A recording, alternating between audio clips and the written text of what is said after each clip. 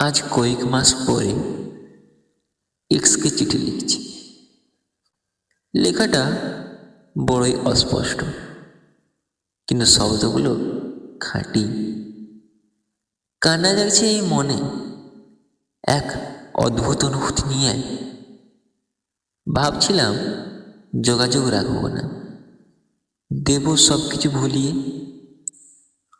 জানি না আমার এক্স কোথায়, কেমন আছে আজ, নাকি যেমনভাবে ছেড়েছিল ধরে আছে আজও তেমনি সাজ। আজ আর কিছু দরকার নেই, শুধু অনুভব করি তোমার শূন্যতা। আত্মহত্যা মহা পাপ না হলে মুক্তি দিতাম পুরনো আত্মা। ভালো থেকো চাই, ভালোবাসি আজও তোমাকে। যদি কোনোদিন আমায় মনে পড়ে, দেখে নিও সময়টাকে, দেখে নিও সময়টাকে।